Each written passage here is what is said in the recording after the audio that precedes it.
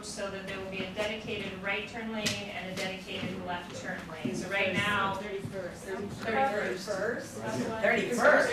31st doesn't Yeah. go through. It doesn't go east. It doesn't go east. It goes into Albertson. Yeah, it does.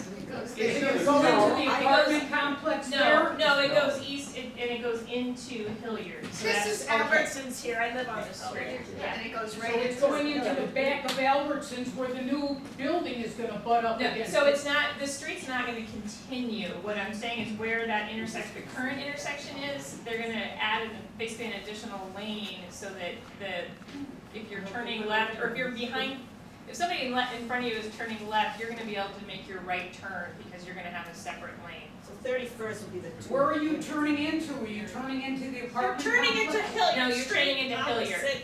opposite Albertsons. This one. They're gonna So widen- it's not actually a new lane, it's a striping. Right, it's a striping, so, but.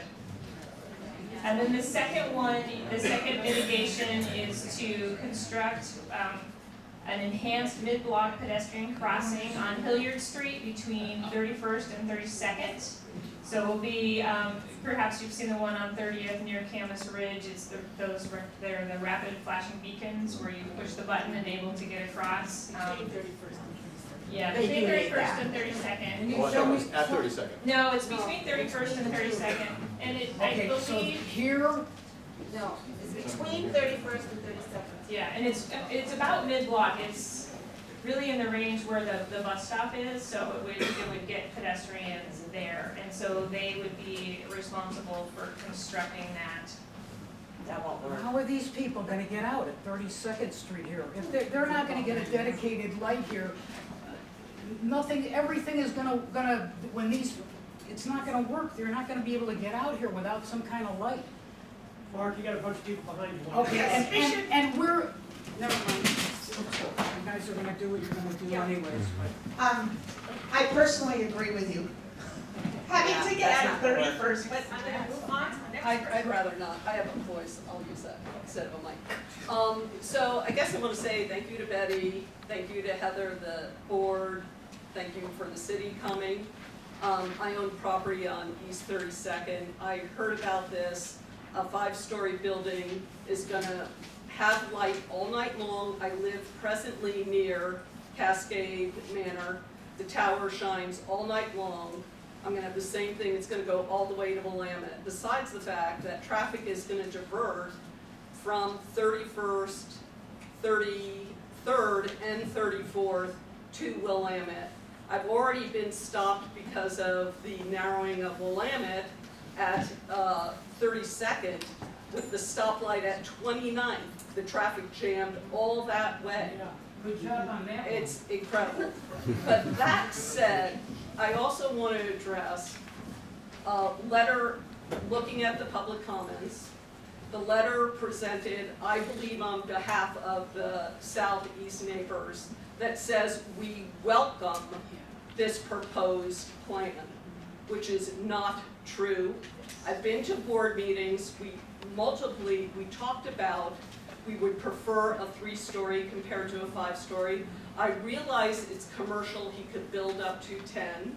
I've read his remarks in the Registered Guard, Mike, and he said he's open to, he would like the neighborhood to support it. And reading the comments, it seems like we're all aware of growth, we're all aware of change, and it was a 1-story, and a 3-story seems appropriate with all the buildings that are around, and a 5-story is just another freaking tower.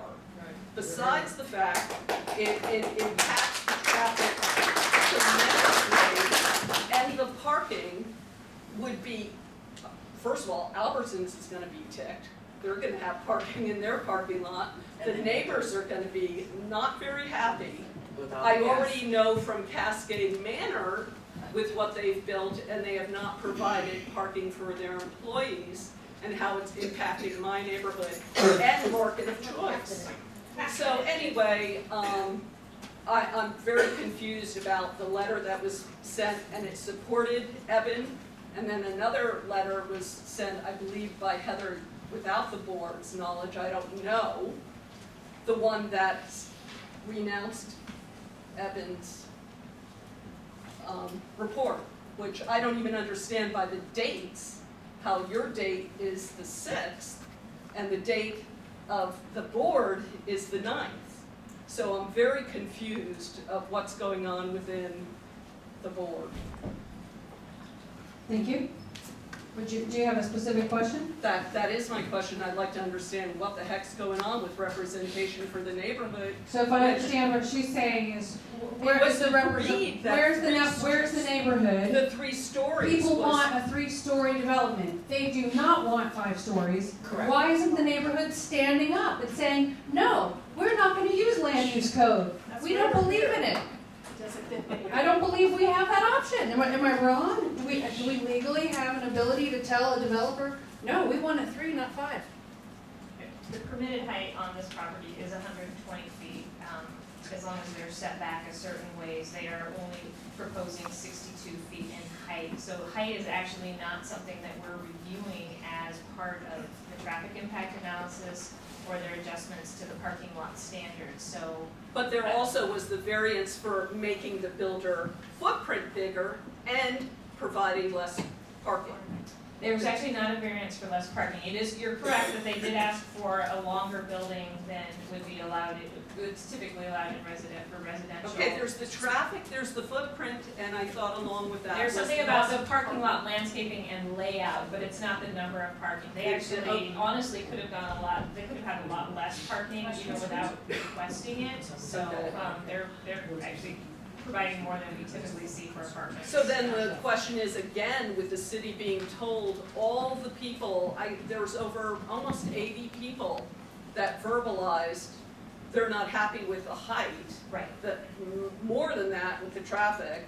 And people, I don't think, when we were told to write about it, we were sort of directed to talk about the traffic, and no one was really telling us, it's very hard to go through and read all these. Understand, it is complex, I completely understand that. Let me just back up, and that was one of the reasons why I made some of my introductory comments that I did, in that we're obligated, the city staff are obligated to apply the land use code as it's written. We could get hundreds of letters from people saying, we think that's too high, but if the code allows it, we have to approve it. So the code can be changed, but that requires that city council initiates changes to the land use code, and that goes through a very robust public process. That is absolutely an opportunity, that is a possibility. Whether or not it could happen in time to affect With this refinement particular, it doesn't necessarily have to be in a refinement plan. I mean, there are land use code amendments that happen outside of refinement plans, but those definitely do have to go through city council, and whether or not that could happen in a time to affect this property, I don't know, but there are outlets, but what I'm trying to tell you is that I understand, and we've heard loud and clear that the height is a major issue here, but the only land use applications they have been required to submit are the traffic impact analysis, and then they chose to submit the adjustment review to get some. Okay, but again, I go back to, can't the board, hearing from the neighborhood, say we are, as representing the neighborhood, we're hearing, and you're saying on public record in the Register Guard, we'd like to have the neighborhood support it. We're all, I think most people are saying far out to have retail space and some extra housing. It's just what's reasonable and what's not destructive to the people that live there, to respect the. Unfortunately, land use code, it doesn't work like that. No, I know land use code doesn't, but I'm asking the CSIN board, when you sent that in, you could have verbally said, the neighborhoods have told us, and, please, can you listen, you could have said, you took it out. Please reduce the height of the building. We know you can't do it. We know this is unrelated You to the don't have to traffic say any impact of that, study. you don't have to say that, you could just say, the neighborhood, I have heard from my community, I represent them, Okay. they would So like. I think I understand your point. You would have liked us to say, no, we don't want this. But we didn't No, actually nobody's take saying, nobody's saying we don't want that. Let's get We're moving, saying folks. we were There's a lot of right. people here, so Okay, speak. You would like, okay, understood. I'm gonna let some other people go in line. Sounds like you would have liked us to say we wanted a reduced height and we did not. Yes.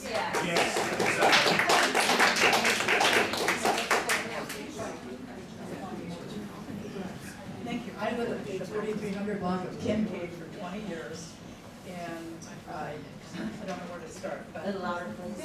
Can you hear me? Yeah. Okay, I lived at the 3300 block of Kincaid for the last 20 years, and I've enjoyed a very, what I call a quality of life and a very quiet character of a neighborhood.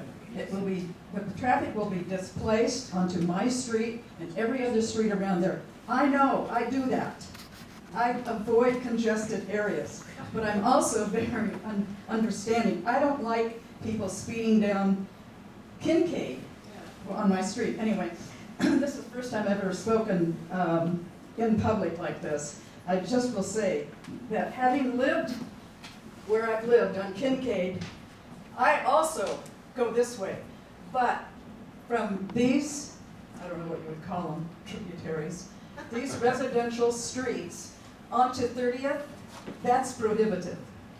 And I just don't see how the traffic can hold, or the traffic is going to not be just totally assaulting the quality of the neighborhood. Here's my question. How do you, as a city, in your position, measure the quality of life? You mentioned quality of life. So keeping in mind all the everybody who's come here tonight and has spoken vociferously about this Amazon corner, it's a little bit of an intrusion, but I'm going to say that parenthetically because I wouldn't want anybody to think I'm not for it. Quality of life, that's affecting everybody in the neighborhood.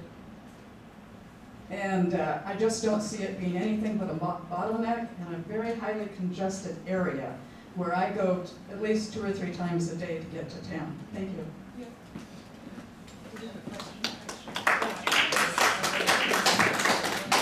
I just want to ask, how does the city measure the quality of life in this case? Thanks. That is an excellent question, and we don't have a metric to measure quality of life. And honestly, this is kind of a side note, but we are working on a monitoring system that's going to be both